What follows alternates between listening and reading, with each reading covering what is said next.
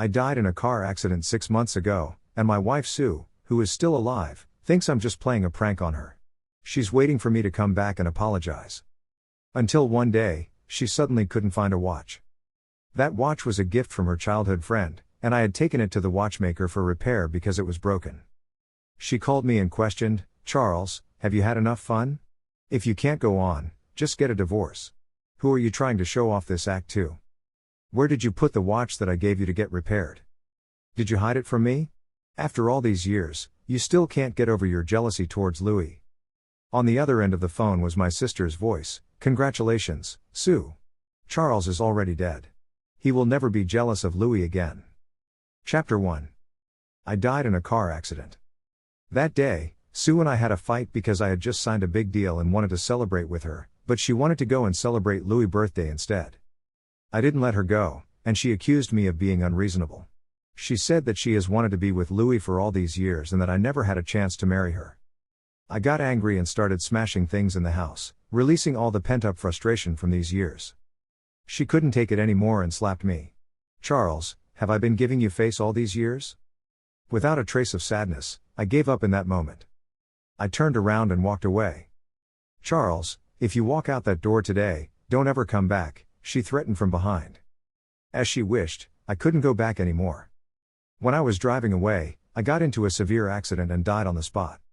My sister took care of my affairs, and perhaps out of anger, she didn't inform Sue about my death.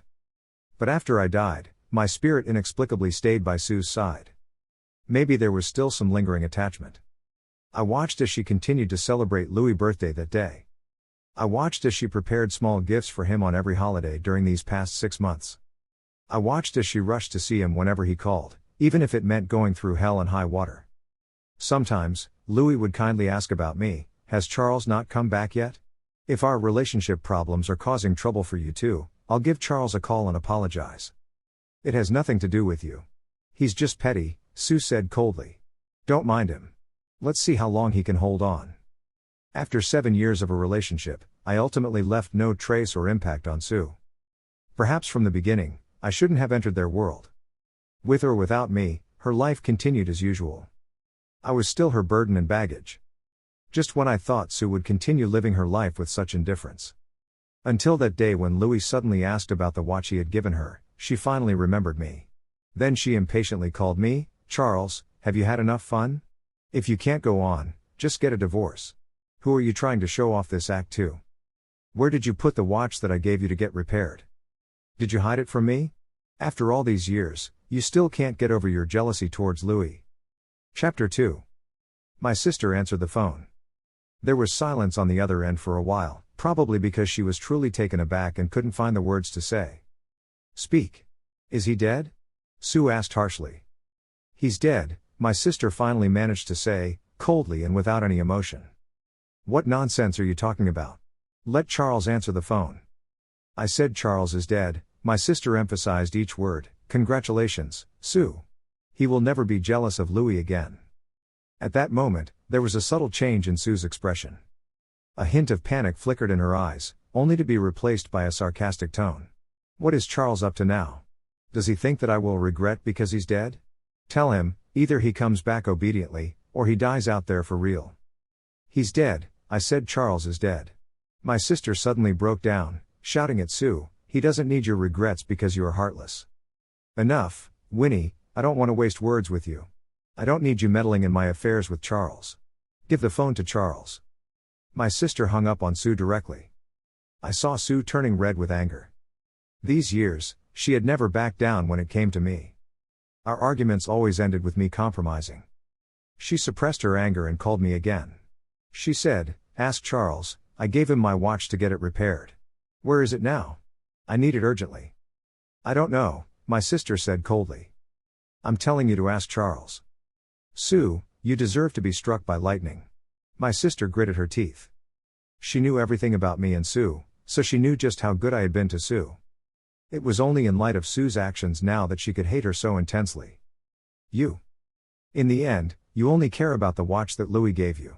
Is a watch more important to you than Charles's life?" My sister's voice seemed to choke with tears, feeling sorry for me. Sue remained silent. My sister continued angrily, Charles is really dead, believe it or not. I won't answer your calls anymore. You would tarnish Charles's journey of reincarnation. Chapter 3. Sue was hung up on by my sister again. All I could see on her face was anger. There was no trace of worry when my sister said I was dead. Her mind must be occupied with thoughts of where I hid the watch that I gave her as a gift from Louis.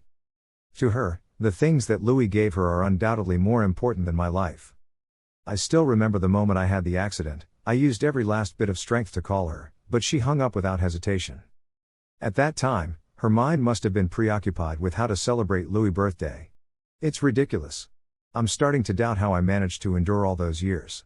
But fortunately, I don't know if it's because once a person dies, they truly have no heart, or if I no longer have any feelings for Sue. Even though Sue is doing so well now, I don't seem to feel any heartache. I just float in the air, indifferent, watching her. Watching her transition from being irritable to gradually becoming calm, and then becoming completely lifeless, standing still without any reaction for a long time. I don't know what she's thinking, and I have no expectations of her. Suddenly, her phone rings. It's Louis calling. Today, they had planned to go mountain climbing together. When Sue sees Louis call, a visible relief washes over her face, and a faint smile appears at the corner of her mouth. I smile too.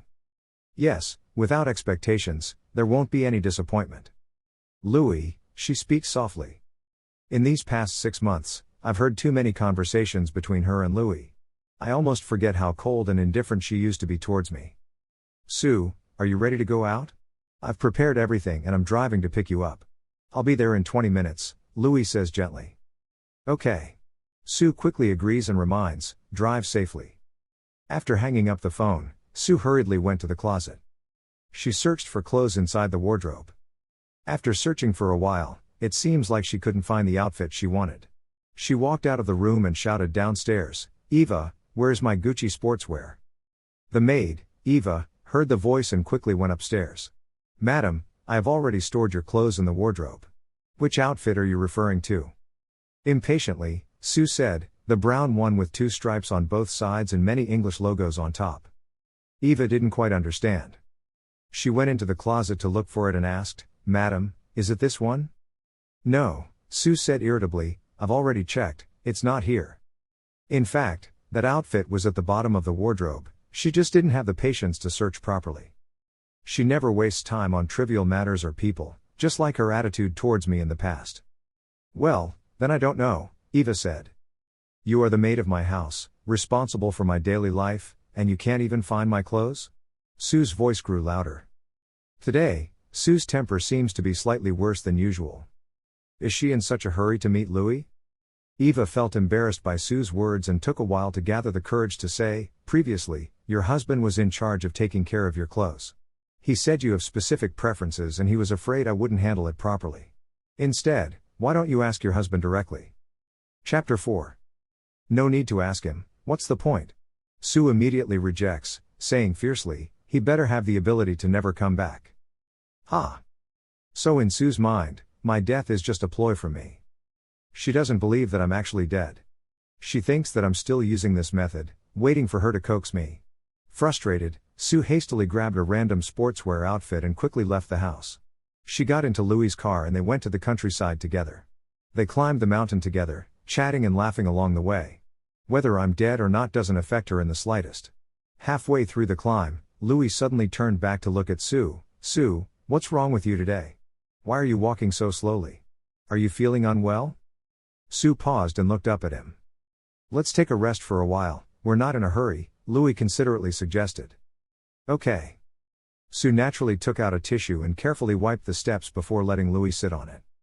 She herself stood on the side railing, looking at the scenery halfway up the mountain. Sue, what's going on with you today? Why do I feel like you have something on your mind? Louis looked at her, you can tell me anything, I'll share the burden with you. It's nothing, Sue replied, maybe I've been under a lot of work pressure lately. I knew you were stressed at work, that's why I wanted to take you out and relax, Louis quickly said, his face full of anticipation, seemingly waiting for Sue to praise him. Unexpectedly, Sue remained silent. Louis's face showed a slight displeasure, but he quickly concealed it. After resting for a while, Sue urged, it's getting late, let's go. I'll carry you, Louis volunteered, seemingly unintentionally adding, "I work out regularly, so I still have strength. Charles is so thin, he probably doesn't have much strength." As he said that, he deliberately opened his white shirt, revealing a solid set of 8-pack abs. Indeed, I am much thinner than Louis, and I don't have muscles on my body. But in the past, I used to love exercising and was quite strong. Later, in order to accompany Sue in socializing and constantly drinking, taking care of her health, and being busy with work, I didn't have time to exercise anymore. My body became weaker and thinner from the relentless labor day and night. But Sue couldn't see the effort I put in. She even seemed to despise my fragility. "Why bother carrying him?" Sue's expression suddenly changed. Louis was taken aback. "It's probably because Sue has never spoken to him so loudly before." "I'm sorry," Louis quickly apologized, "I didn't know. Are you two fighting again?" "No," Sue dismissed, "I really can't walk anymore, let's go downhill." "But we're only halfway there. It just so happens that I have work to handle this afternoon, so I'd rather go back earlier," Sue said, leaving behind those words and walked ahead. I could see that Louis's face didn't look good. He gritted his teeth but still kept up with Sue's pace. After coming down the mountain, Louis drove the car and proactively said, "Sue, let's have lunch together. I'm in a hurry to get back to work, so I won't eat with you. Eating alone is not enjoyable." Louis tried his best to persuade, "Will you accompany me for a meal? I promise, once we're done, I'll take you to the office without delaying your work." Sue couldn't refuse Louis in the end and agreed. Louis showed a triumphant smile. I have to admit, Louis does have a sense of accomplishment in front of Sue. The car arrived at the restaurant Louis liked. As they got out of the car, Sue rubbed her stomach. Louis noticed it and quickly asked with concern, "What's wrong? Do you have a stomachache?"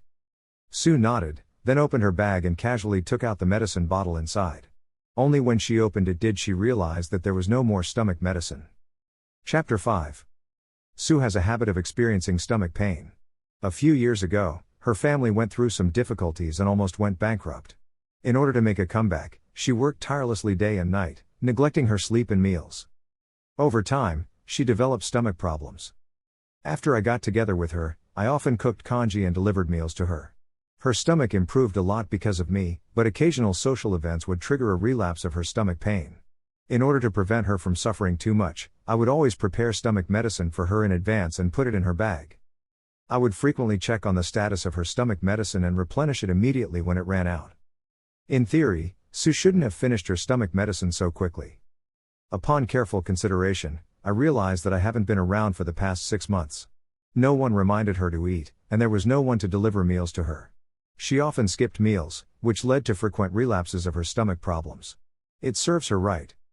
"Let me massage it for you," Louis approached Sue proactively, placing his hand on her stomach. "It'll feel better after a massage." Sue paused for a moment, then pushed Louis away. "No need, I'm probably just hungry. Eating will make it better." "Then let's go eat," Louis said as if nothing had happened, smiling brightly. Sue pursed her lips, and the two of them got out of the car together. Sitting at the table, Louis was busy ordering with the waiter, occasionally asking Sue a few questions. Sue's face turned pale from the stomach pain, but in front of Louis, she never showed her weakness. She couldn't bear to let Louis worry about her, so she endured everything on her own. Watching her in this state, I felt inexplicably satisfied. It's best if it hurts like hell. Louis finished ordering, oblivious to Sue's changing complexion, and continued to chat with her. "Sue, I ordered your favorite dish, the spicy boiled beef slices. Make sure to eat more." I noticed that Sue's expression had finally changed. How can someone with stomach pain eat such spicy food? Louis really didn't pay any attention to Sue's condition. Thinking back, I used to be someone who loved spicy food, but in order to help Sue take care of her stomach, I forced myself to eat bland food for a whole year. Suddenly, it seems like I understand now. Only those who are favored can have confidence and fearlessness, while all these years, I've just been acting foolishly. The food is served. Sue didn't eat much. Louis was a bit puzzled. "Sue, don't you like the dishes I ordered for you? Why are you eating so little?" "My stomach is not good, I can't eat spicy food," Sue said frankly. "Oh, I didn't know. What should we do?" "I'm sorry, Sue, I'm so sorry." Louis quickly apologized, looking extremely self-blaming. What Sue couldn't bear the most was Louis feeling upset. You see, even during a thunderstorm, When Louis said he got drunk and couldn't come home, Sue would drive through the rain to pick him up and then send him back. At this moment, she probably wanted to eat the spicy boiled beef slices that Louis ordered for her, just to comfort him, even if it meant enduring the pain. But the result? Sue simply said, "It's nothing, I don't have an appetite for anything right now. Take your time to eat, I'll go back to the office first." Before Louis could react, Sue had already left. Sitting in the taxi, she suddenly took out the empty medicine bottle from her bag, and in the next moment, she threw it out of the car window. Perhaps, out of sight, out of mind. Chapter 6. She didn't go back to the office, she went straight home. So, is she still a little angry that Louis doesn't care about her health? Of course, it's because you care about someone that you would react this way. After all, in the past, when I occasionally fell ill or caught a cold, Sue didn't show any concern, and I would get very angry. But later, I got used to it. "Madam, you're back. Have you had lunch?" Eva hurriedly greeted her. "I'm not eating," Sue said with a gloomy expression. "How can you not eat? Mister said you have a stomach problem, not eating will cause stomach pain," Eva said with concern. "Let me make some porridge for you. Even if you don't have an appetite, eating some porridge is good." Sue hesitated for a moment, but in the end, she didn't refuse. Half an hour later, Eva brought the cooked porridge to Sue. During this time, Sue had been sitting on the couch watching TV, but she kept pressing the remote control, seeming absent-minded. "Madam, be careful, it's hot." Sue responded, then picked up the spoon and slowly took a bite. "How does it taste, madam?" Eva asked. Sue swallowed the porridge and said indifferently, "It tastes just like the porridge Charles used to make." "Mister taught me how to make it," Eva quickly said. "Mister said that in case he's not at home, I should make porridge for you, so he taught me how to do it. Mister said that because of your stomach condition, it should be cooked to be thick and sticky. Mister also said that you have a picky palate, don't like to eat vegetables, but like to eat broccoli, so every time I make vegetable porridge, I use broccoli instead. Mister is really attentive to you, always remembering your preferences." Eva said a lot, but I couldn't listen anymore. It's not that Eva was lying, it's just that everything she said was true, and it made me feel humiliated. The kindness towards Sue is the biggest regret of my life. "Madam, please let Mister come back. He truly is the person who loves you the most and treats you the best in this world," Eva couldn't help but say. Sue seemed to pause for a moment. I thought she would refuse like before. But at that moment, she remained silent. After finishing the porridge, Sue went back to the room and lay down on the bed. From her complexion, her stomach should have improved a lot. Her phone kept ringing with messages, all from Louis. "I'm sorry, Sue, it's my fault for not paying attention to your health. Are you feeling better now? Do you want to go to the hospital? I'll go with you." "Sue, I didn't even know you had a stomach problem. You didn't have it before, and I always thought Charles would take good care of you." "Sue, are you angry? Why aren't you replying to my messages?" After reading the message, Sue suddenly got up from the bed and quickly left the room. I couldn't help but laugh at her anxious appearance. How could I have deceived myself into thinking that Sue's care for Louis was just friendly concern? Because Louis doesn't have many friends, and his parents are also indifferent to him, Sue was simply overflowing with her sympathy. Now it's clear that I am the joke. I watched her drive crazily to find Louis. How could loving someone make that person miserable? I already have it all figured out. When Sue sees Louis, she will comfort him. Maybe when her emotions are in place, they will truly be together. In these past 6 months, not much substantial has happened between them. Perhaps they were afraid of cheating within the marriage, fearing that it would negatively affect their reputations, so they held their boundaries. I watched Sue park the car, rush into the elevator, and press the floor button. She stood in front of the door and impatiently rang the doorbell. The door opened. I was actually taken aback. Because the person opening the door was my sister, Winnie. Chapter 7. Also at this moment, I finally noticed that this wasn't Louis' house, it was my sister's house. As soon as my sister saw Sue, without a word, she wanted to close the door. Sue reacted quickly and grabbed the door, getting her hand caught between my sister's door. Sue endured the intense pain. My sister also held back, coldly asking, "What are you doing here? You're not welcome here." "I came to find Charles." Sue's voice was hoarse due to the pain. "Didn't I make it clear on the phone? Charles is dead. If you really want to find him, go die, and maybe you'll see him then," my sister said harshly. "Enough, Winnie. It's none of your business between us as a married couple. Sue was embarrassed by my sister's scolding but still didn't believe that I was dead. Then what are you coming to find me for? Get lost. How dare you talk about being a wife? Have you fulfilled your duties as a wife? Get out of here, you disgust me. You. Sue wasn't someone who was good at arguing. In the past, when we had fights, I would always endure her silent treatment.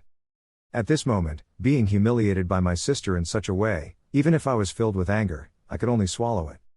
If you don't leave, I will call the police. My sister threatened. I admit I was wrong. Sue suddenly spoke up. I was shocked. My sister was shocked too. After all these years, when did Sue feel that she had made a mistake? Even if I was driven to self-harm, she thought I was just being unreasonable.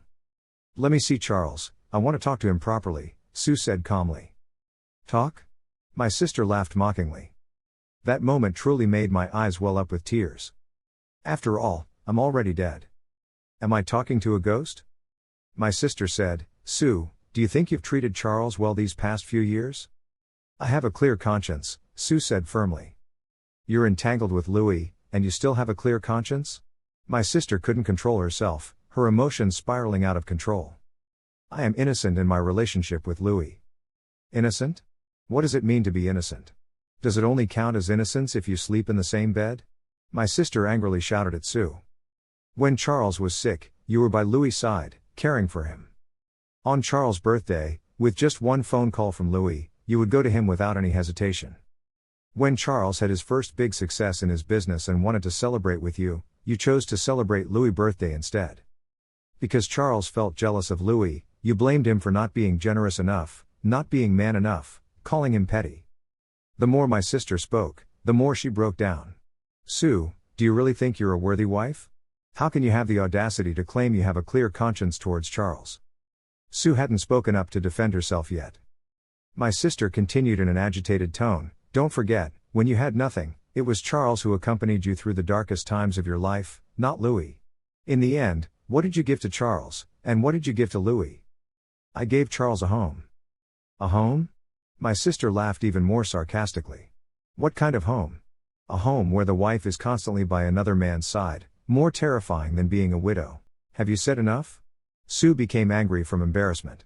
I admit that Charles has indeed supported me through difficult times, but Louis has also been kind to me. When I was at my lowest financially, it was Louis who sold his car and house to fill in the gaps for me. I am grateful to him. Is there something wrong with that? What are you saying? My sister asked in astonishment. Chapter 8.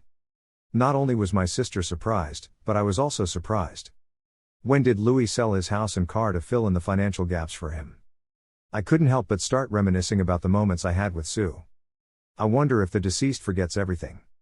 I'm gradually losing my memory of many things from my life. I can faintly recall the time when I first met Sue. It was right after I graduated from university and started working at Smith Corporation. Sue had just joined the company as well. Her parents wanted her to start from the bottom to build her character. I thought she was just like us, an ordinary employee. As new employees, we were assigned to the same team and worked together on various tasks. Over time, I developed a small crush on her due to her calm and composed nature, exceptional abilities, and beautiful appearance. But what made me realize that I truly liked her was the day she offered to give me a ride home after we finished working overtime. As soon as I got out of the car, my alcoholic uncle and his drunken friends surrounded me, demanding money and threatening to harm me if I didn't comply. My parents passed away when I was young due to a factory accident.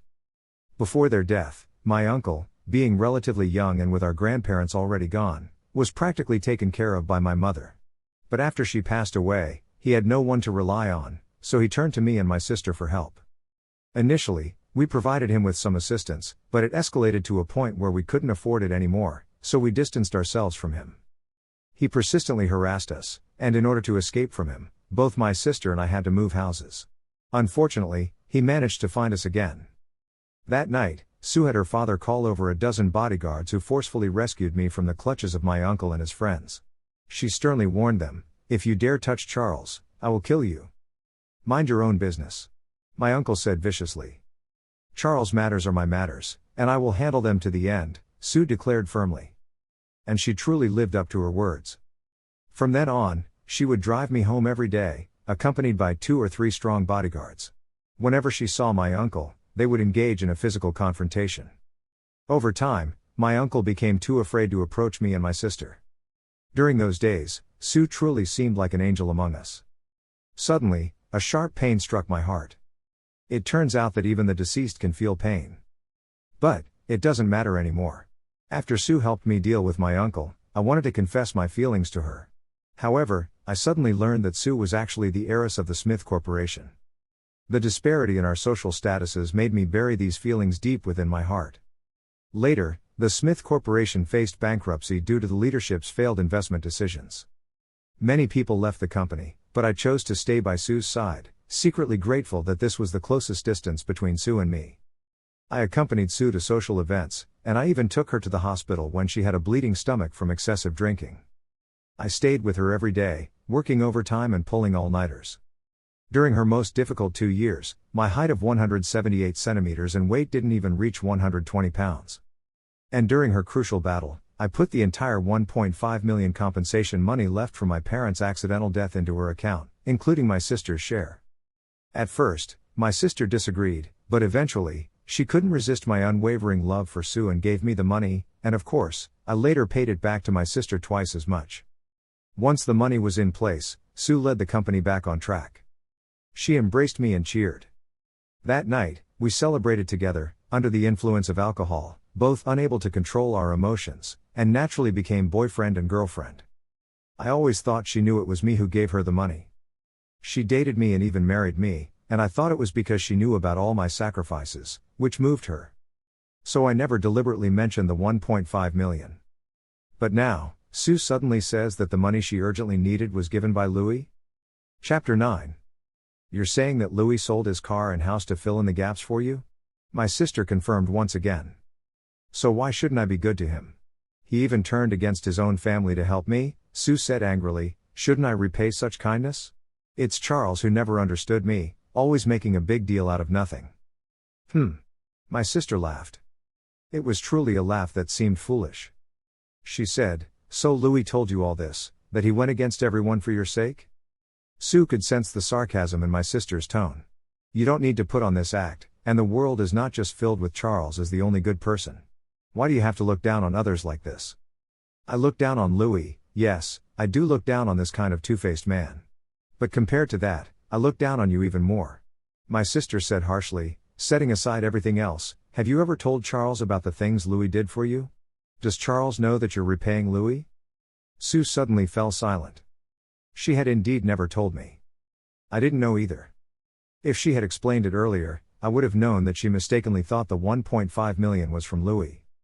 But maybe it doesn't really matter. Sue was just finding a reasonable excuse to be good to Louis. Even without the $1.5 million, she could have had many other reasons. Is Charles a mind reader for you? How can he know what you're thinking? All he sees is his wife being good to other men wholeheartedly. My sister shouted in anger, and on top of that, when he feels jealous, his wife blames him for being unreasonable. I told him that there's nothing between us, Sue weakly refuted. There are so many people in the world who cheat, and everyone claims they haven't gone outside to indulge. But what's the result? My sister questioned Sue, then broke down, and yet, Charles still believes you, he keeps on believing you. If he believes me, why would he argue with me like this? He believes you, so why doesn't he divorce you? Why does he still work so hard and put in so much effort to be by your side? He even chose to leave the Smith Group, which he built from scratch for you, just to avoid being seen as a freeloader, and started his own business alone. Sue looked at my sister, perhaps stunned by her overly emotional state. Do you know how much Charles suffered physically to accompany you in starting the business? Do you think only you have stomach problems? Charles has them too. And even worse than you, 100 times worse. When you have stomach aches, he might already be dealing with stomach bleeding and perforation. The chances of Charles getting stomach cancer are 10 times higher than an average person, according to the doctor. Sue tightly pursed her lips and suddenly fell silent. Yes, I did go through a lot of hardships back then, just to make her drink less alcohol. Later, to help her recover her health, I completely neglected myself, causing my own health to deteriorate. Enough, it's useless to say anything to someone like you. My sister suddenly didn't want to continue speaking. She was afraid that if she continued, she herself would be the one who couldn't handle it. Now that Charles is no longer here, You can live a good life with your benefactor Louis. Give me a chance. Sue suddenly grabbed my sister's arm, her eyes pleading, I want to talk to Charles again. My sister hesitated for a moment. I could tell that she didn't want to have anything to do with Sue anymore. But in the end, she suddenly agreed, wait for me. Okay. My sister turned and went back to her room, changing into clothes to go out. Is Charles not inside? Sue asked my sister. My sister didn't answer him and walked straight into the elevator. Sue followed behind my sister. Chapter 10. My sister parked the car in the outskirts. Sue angrily got out of the car and questioned my sister, why did you bring me here? Even if I have shortcomings towards Charles, it doesn't give you the right to play with me like this. My sister didn't even bother to reply. She turned and walked straight into a small path. I knew that this was the place where my sister buried me, where my parents were also laid to rest. I saw Sue angrily following behind my sister. I thought, given her personality, she would turn around and leave. My sister stopped in front of a grave. Fortunately, during a previous Lunar New Year, Sue took the time to accompany me to pay respects to my parents, so she should remember this place. Why did you bring me to your parents' graves? Sue's words trailed off. Because she saw it, my tombstone. My name was written on it. There was even a black and white photo of me when I was alive. She froze, as if she had suddenly turned into stone, staring fixedly at my tombstone. It was as if she couldn't believe what she was seeing, repeatedly confirming whether the name on the tombstone was really mine. Whether I was truly dead. I saw her eyes suddenly turn red. Unexpectedly, they turned red in a somewhat frightening manner. I felt indifferent. My sister was also indifferent. Crocodile tears never deserve sympathy. I don't believe it. Sue suddenly said with certainty, is Charles intentionally playing a trick on me? Is this your way of revenge against me? How could a perfectly fine person just die like that? Who would curse themselves like that? Sue, don't you know what kind of person Charles is? He always feared causing trouble for others since he was young. Would he play such a prank? Besides, even if he died, he couldn't get revenge on you, could he? But why did he die? Sue still couldn't believe it. Why? My sister sneered, perhaps thinking of the gruesome state I was in when I died, tears uncontrollably streaming down her face. Half a year ago, weren't you going to celebrate Louis' birthday? Charles got into a car accident on the day he left. No, it can't be. Sue shook her head. Her emotions were crumbling. Slowly crumbling. I didn't receive any messages, I didn't receive any news about his accident, Sue shouted. Because he called you and you didn't answer. My sister snapped back, her anger rising. In the end, he called me. He said he was going to die, asked me not to be sad, and not to disturb you. My sister covered her face, the painful memories rendering her speechless. Sue became completely stunned. She looked at my grave, then at my sister's breakdown. I saw her body trembling. Trembling uncontrollably. Was it fear of the dead? Or perhaps, there was a tiny bit of sorrow for my death. Charles was thinking of you until the very end, afraid of affecting your life. But what about you? What were you doing, singing happy birthday with Louis? My sister cried out. She truly felt that I wasn't worth it, that I didn't deserve it. In reality, I wasn't that noble. Perhaps before, I did sacrifice a lot for Sue without any regrets, but the reason for the call I made to my sister in the end wasn't because I was worried about her, but because I genuinely didn't want any further involvement with her. A loud crash. I saw Sue, kneeling directly in front of my tombstone. The hard ground made a loud noise. My sister glanced at Sue, observing her devastated appearance, but her eyes held nothing but irony. Who are you putting on this show for? Charles is dead, he can't see it anymore. I could see. But I didn't feel anything. Sue's current state, I found it bothersome. I always felt that I couldn't move on, that she was constantly blocking my path. Chapter 11. Suddenly, Sue began to frantically kowtow in front of my grave. The sound of intense knocking echoed, causing her head to bleed. My sister coldly observed her actions. I also felt somewhat displeased. If she wants to die, she should die somewhere far away and not disturb my peace. My sister never made a move to stop her. As a spirit, I couldn't do much either. Time passed, I'm not sure how long. Suddenly, Sue stopped. In that moment of stillness, she curled up her body and stifled her cries. Now she knows what it feels like to have a headache? Serves her right, serves her right. Sue, I originally intended to follow Charles' will and not disturb you anymore. But since you want to seek redemption, I'll tell you the whole truth. My sister took out my phone. This is Charles' phone, and the memos on it document every detail between you two, including what you did to your beloved childhood friend, Charles. Sue turned her head silently to look at my sister. Her eyes filled with bloodshot red. This was a sight I had never seen before. My body writhed, floating in front of my sister, desperately wanting to stop her actions. I didn't want to give my phone to Sue.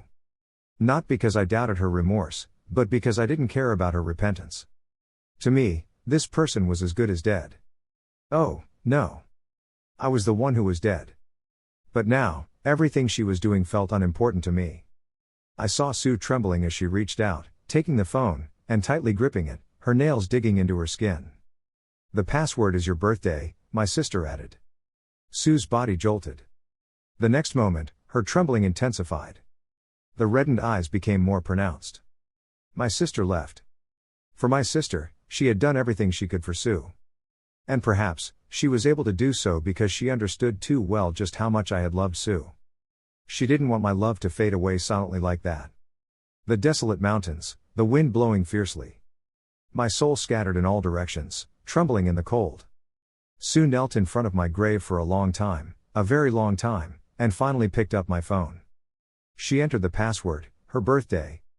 The screen lit up, showing our wedding photo as the wallpaper. Sue bit her lip, tears continuously streaming down her face. Slowly, she finally opened my memos.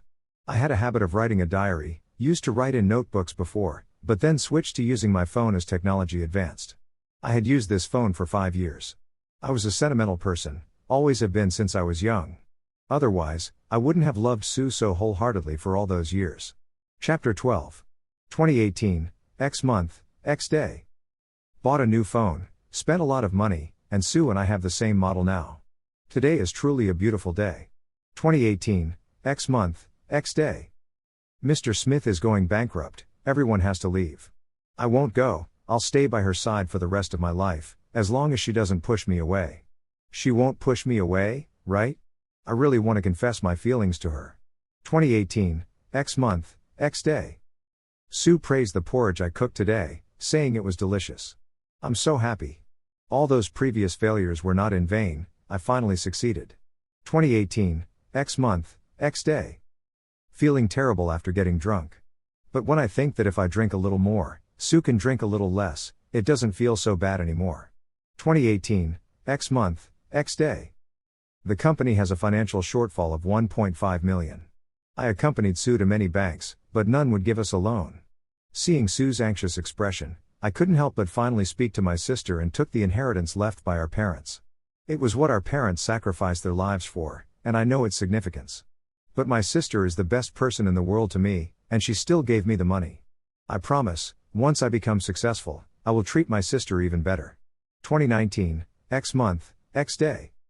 Sue finally secured the project, and Smith Group is back on track. Sue took me out to celebrate, and we drank a lot of alcohol.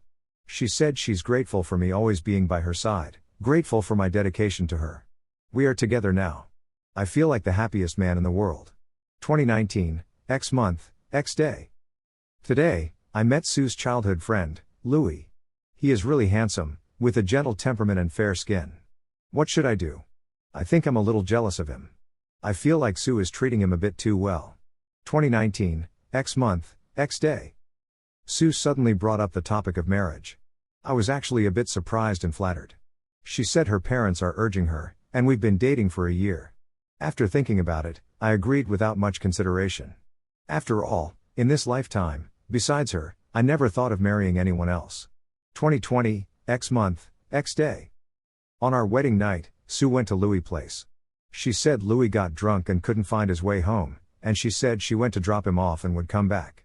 But that night, she didn't come back at all. I even received WeChat messages and photos from Louis. He said, "Borrowed your wife for a night, will return her to you tomorrow."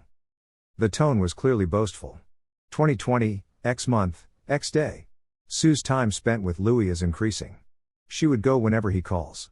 I complained to her, but she said I'm overthinking it.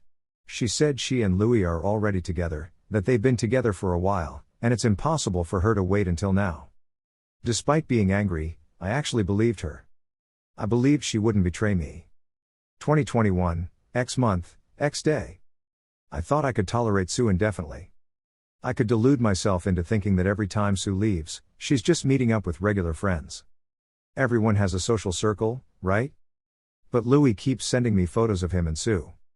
He says, "Charles, don't mind, Sue and I have always been like this since childhood, there's nothing between us." What do you call this kind of blatant admission? Is it provocation? 2021, X month, X day. Sue is pregnant. When I heard this news, I was genuinely happy beyond words. But Sue told me that she doesn't want a child for now. She said the company is in a period of growth, and she can't afford to stop. I'm truly heartbroken. I really wanted a physical representation of our love. But I will respect Sue's choice. 2021, X month, X day. I don't want to write anymore. My intention in keeping a diary was to record happy things, but now it seems like it's all negative emotions. I can't stand the things happening between Sue and Louis anymore. I don't know how much longer I can endure. I'm reaching my breaking point. Oh, by the way, I've started my own business. I'll work hard. 2022, X month, X day. After a whole year of hard work, my own business has finally secured its first order, at a substantial price. I'm truly ecstatic. All those sleepless nights and endless work were not in vain. I'm finally catching up to Sue's footsteps. I really don't want Sue to be the subject of jokes, with people saying she's keeping a toy boy. But does Sue care? Every time she's teased by friends, she just brushes it off with a smile. Is it because it doesn't matter, so she doesn't get angry? But I still want to celebrate with her. Just like back when I accompanied her in building her career, and she would share her joy with me when she succeeded. I really want to go back to those times when it was just the two of us. I really want her to see how hard I've been working, how I'm putting in so much effort because I love her. Chapter 13. My diary ended on that day. After all, I died that day. I watched as Sue's tears fell heavily onto my phone screen. Is it guilt? Is it remorse? But what's the use? I really feel nothing at all. I'm sorry, Sue suddenly spoke. Her voice was hoarse. Get lost. I tried with all my strength, but I couldn't scream. I really wanted to tell her, don't pretend, I not only have no feelings for you anymore, but I have never even thought about forgiving you. I didn't know you succeeded in your business that day. If I had known, that day. Sue couldn't continue speaking. Maybe she didn't even know herself, no matter what happens to me, if she would still go to see Louis. After all, how important is Louis? Sue painfully held her chest. Maybe her stomachache is acting up again. She curled up and fell in front of my grave. The sky gradually darkened. Sue's phone suddenly rang. She moved her body. She didn't move, and I thought she was dead too. She took out her phone. It was Louis calling. She answered, "Hello. Sue, where are you? I have a cold and a fever, I have no strength in my whole body. Can you come to my place?" Louis' voice came weakly from the other end. "Okay." Sue agreed immediately. And I truly laughed again. Under the evening breeze, I laughed uncontrollably. Is this her way of repentance? Truly touching. I watched as Sue stood up from the ground. Her stomach didn't seem to hurt anymore, and she appeared calm. She got into her car and drove straight to Louis' house. The door opened. Louis appeared weakly in front of her, his face full of weakness. "Sue, you finally came. I feel like I'm going to die." He deliberately leaned toward Sue. Sue avoided him. "You were fine in the morning, I didn't realize you were sick." "Maybe I suddenly caught a chill?" Louis deliberately said, "I heard that sometimes when your mood is bad, it can affect your body and cause cold symptoms." He just wanted to tell Sue that he wasn't in a good mood today and he wanted her to accompany him. "Sue, come here. I made porridge for you. You have a stomachache, right? I heard that porridge is good for the stomach." Louis tried to please her. Sue was pulled by Louis to sit at his dining table. Then he served a bowl of porridge. "Try it, I cooked it myself." Louis looked expectant, his eyes suddenly paused. "Sue, what happened to your forehead? It's swollen and bleeding? Only noticing now?" Sue asked sarcastically. "The lighting was too dim just now, what happened to you?" Louis asked anxiously. "Nothing." She picked up the bowl of porridge in front of her and took a bite. After eating it, there was no emotional reaction on her face, and it was impossible to tell how the porridge tasted. Is it good? Louis asked eagerly. Have you tasted it? Sue asked him. No, I just wanted you to eat it. Is that so? Sue put down her chopsticks, a sarcastic smile on her lips. Is it not good? Louis seemed to realize that something was off with Sue today. Louis quickly took a bite himself. Almost spitting it out, he said with a bitter face, I'm so stupid, I used salt instead of seasoning.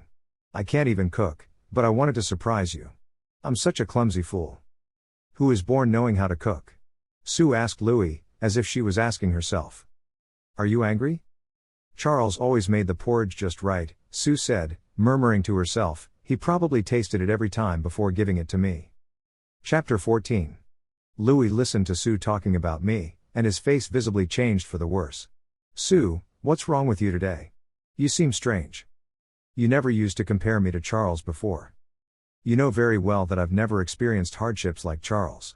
How can you treat me the same way when he doesn't even have parents?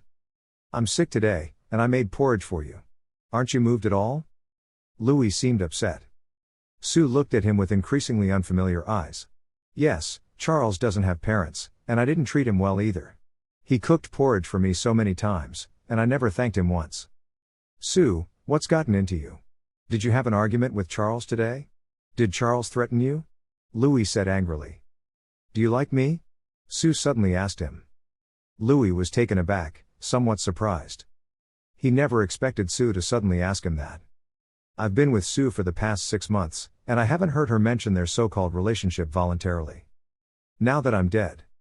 Finally, without any worries, did she decide to take that step? I watched Louis become somewhat excited. He said, Sue, all these years, I thought you knew how I felt about you. So, you like me? Sue confirmed. I do, I've always liked you. Otherwise, I wouldn't be so concerned about you and everything I do. When I heard you had a stomachache, I tried to make porridge for you, even though I didn't do a good job. If I didn't like you, I wouldn't have sold my car and house to help you. Because you like me, you tried to ruin my relationship with Charles, is that it? Sue sneered. No, I didn't. I've always respected your relationship with Charles, so I never crossed any boundaries, Louis said nervously. Did Charles deliberately say something to you? Are you starting to doubt me? You said you sold your house and car to help me, do you remember the exact day you transferred the money to me? Sue questioned. How could I remember something from so long ago? What was the exact amount? Sue pressed. Over 1 million. Louis's eyes flickered. I gave you all the money I had. Ah! Louis screamed in shock. Because at that moment, Sue suddenly stood up from her chair, holding a shiny long knife in her hand, aiming it at Louis's chest. You're still lying to me. I'm not lying to you, Sue, calm down, you need to stay calm. Louis looked visibly panicked. The emergency fund of 1.5 million you gave me back then was from Charles. Sue gritted her teeth. The long knife she was holding trembled, constantly swaying in front of Louis's chest. Don't do this, Sue, please, calm down. Louis's face turned pale with fear. His hands frantically searched the table, grabbing the bowl of porridge that Sue had just eaten without hesitation, and smashed it directly on Sue's head. Sue's body tensed. Louis took the opportunity to leave from in front of Sue. Sue's head was covered in blood. In the next moment, Sue forcefully plunged the knife into Louis's back. Louis was in so much pain that he lost control, his whole body falling to the ground. Sue, are you insane tonight? Sue's eyes turned bloodshot, filled with a murderous rage. Trembling, she asked him, why did you deceive me? Why? It's because I love you, Louis confessed, realizing that he couldn't continue the deception. I was only away for 2 years, and you were already with Charles. We were meant to be together. He's not worthy of you. The one who's not worthy of me is you, Sue said fiercely. During the most difficult 2 years of my life, why did you choose to go abroad? Were you afraid that I would burden you? Louis couldn't find an excuse to argue back. Watching their dispute from above, I couldn't help but find it amusing. After all these years, Sue, who is so clever, finally dared to see clearly what kind of person Louis truly is. Chapter 15. You deserve to die. Hatred grew stronger in Sue's eyes. Don't do anything reckless, Sue. Killing someone has consequences. I will call the police, I'm going to call them right now. Louis tried to take out his phone to make the call. Without any hesitation, Sue forcefully stabbed the long knife into Louis's hand. Ah! Louis gasped in pain, and his phone slipped from his grasp. In the next moment, Sue stood in front of him, raising the knife in her hand, ready to strike his chest. "Don't kill me, I'm sorry, I shouldn't have deceived you like this, I shouldn't have ruined your relationship with Charles." Louis was truly terrified, pleading for mercy. "Please spare me, Sue, spare me. I'll apologize to Charles, I will." "Apologize?" Sue's expression became even more cruel. "Charles is already dead. Where will you apologize to him?" Louis was taken aback, thinking he misheard. "Charles is dead, Louis. Charles died because of you, it's been 6 months since he died," Sue shouted at him in anger. "If you want to apologize to him, go apologize to him down below." "No, I didn't cause his death, I didn't harm him." Louis, a grown man, cried in fear. I remember back then when Sue suddenly collapsed from low blood sugar, and when she woke up, I couldn't help but cry, and she made fun of me for not being manly enough. I wonder how Sue sees Louis now, in such a state? That day, on your birthday, when you insisted I come to accompany you, Charles and I had an argument and he left. Then he got into a car accident, Sue said harshly. "If it weren't for you, Charles wouldn't be dead. How can you blame me? You came here on your own, Charles's death has nothing to do with me," Louis said in despair. "Yes, I caused Charles's death too, so both of us will die together to atone for him," Sue said each word deliberately. She no longer hesitated. With that sharp knife in her hand, she stabbed directly towards Louis's heart. I floated above, watching them. Am I happy? Not entirely unhappy. Revenge always brings a sense of satisfaction. But to say how happy I am, that's not really the case. After all, I'm dead, and no matter what fate they face, it won't bring back my life. Let's just consider it as watching a play. In the end, the play didn't have a satisfying conclusion. Because in that final moment, Louis managed to grab a nearby chair and knocked out Sue. Then he scrambled out of the house and called the police. Sue was arrested for intentional harm. And then she was held in detention. Her parents came to post bail for her, but she refused. However, Louis came to see her in the meantime. When he came, his hands and back were still wrapped in bandages, bearing the marks of Sue's stabbing. "Sue, Charles is already dead. Was it worth it for us to end up like this because of him?" Louis asked her.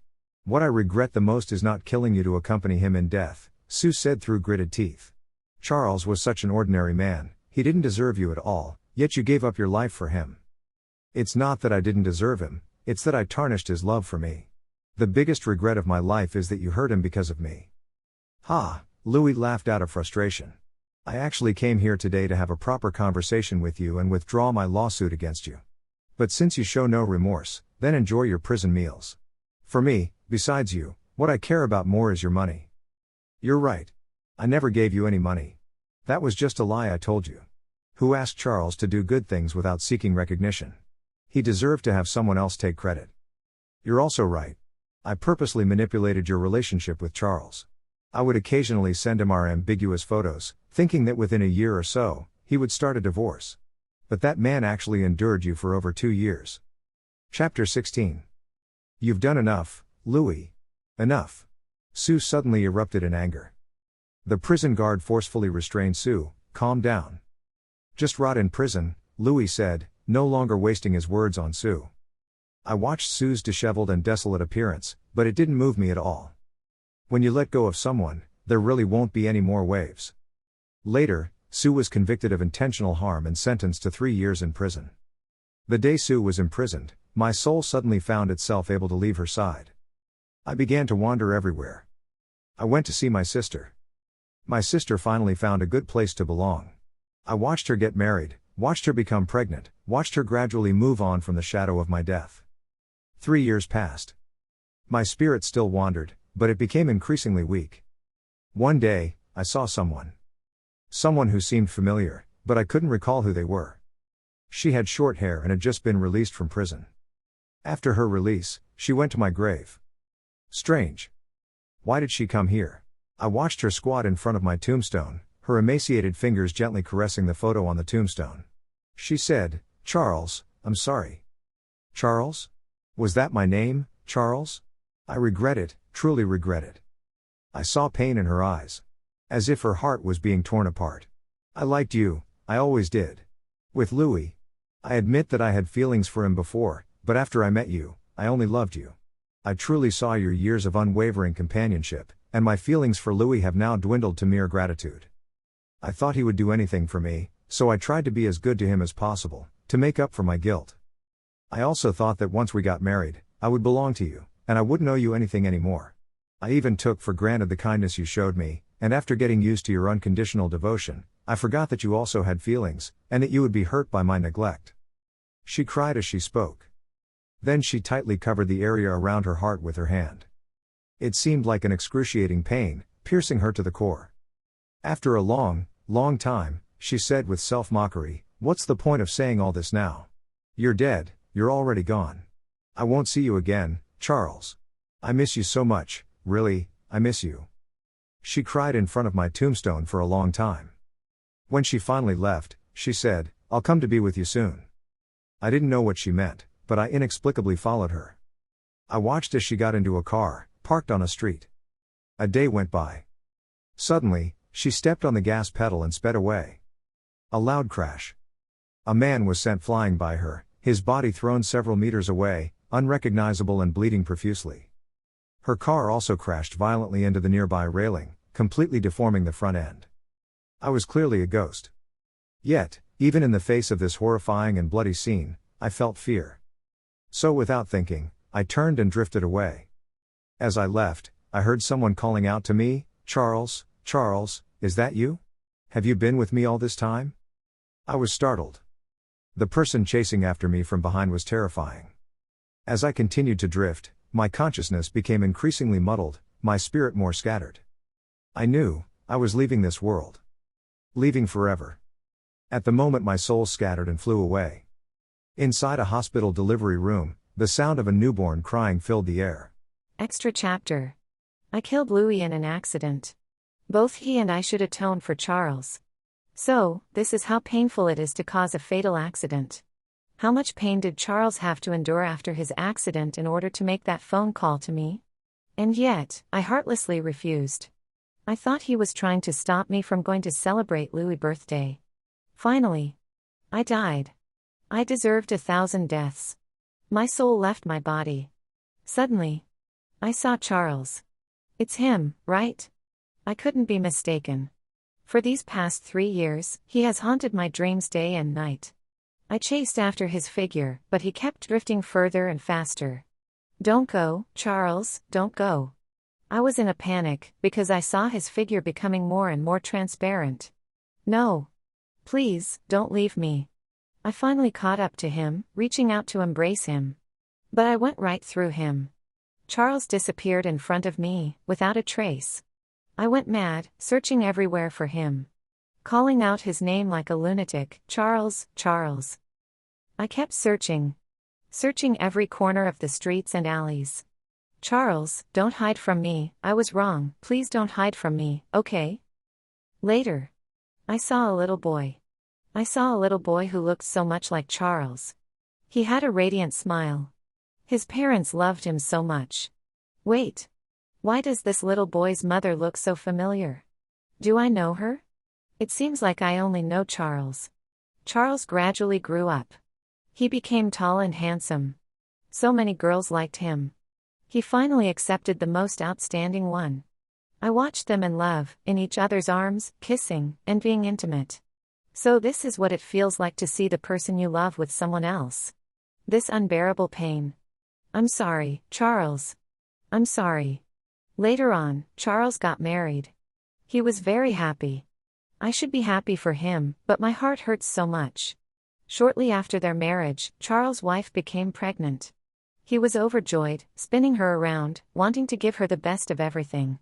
They went for prenatal checkups together, did prenatal education for the baby, and eagerly awaited the arrival of their child. Charles' wife was about to give birth. He was even more nervous than she was. He waited outside alone, crying like a child. Thinking about how Charles cried for me like this before, and I was completely unmoved, even making fun of him. I'm sorry, Charles. I really want to hug you. But I can't hug you anymore. I can even feel my soul slowly dispersing. I know, I'm about to leave completely. Before I go, I just want to take another good look at Charles. I want to see his child too, if they look exactly like him. Will he be happy when he sees his child? Actually, Charles and I once had a child too, but I betrayed Charles's love. Indeed, the heavens are fair. Someone as sinful as me, how can I deserve to feel Charles's happiness? I never did get to see Charles' child come into the world. I only felt a strong force pulling me forcefully. I suddenly opened my eyes. In front of me stood my aged parents, once strong and now with gray hair. Sue, you finally woke up. You've been sleeping for 25 years. My mother choked on her words. My father silently shed tears beside her. So, I didn't die, I'm still alive. Was the Charles the first saw just a dream? After a few days, I regained enough strength to sit in a wheelchair. I was being pushed down the hospital corridor. Two people walking towards me made my eyes well up with tears. I watched him tightly holding his wife's hand, his wife cradling a baby in her arms. They exuded happiness. They walked and played with the baby. As they passed by me, no one noticed me. Not until a while later. He turned back. Our eyes met. Tears streamed down my face. But in his eyes, there was a flicker of annoyance. His wife asked him, "Do you know her?" He shook his head, "I don't know her." Then he left with his wife. As they walked away, I heard him mutter softly, "That little old lady seems a bit annoying. She didn't do anything to you." His wife laughed helplessly, then said sternly, "No more looking at other women, not even old ladies. You are just jealous." "Yes, I'm a jealous bundle, a vinegar jar that's only jealous for you." The two of them playfully bantered as they walked farther away. I watched their gaze, growing more and more blurry. Until, they vanished completely from sight.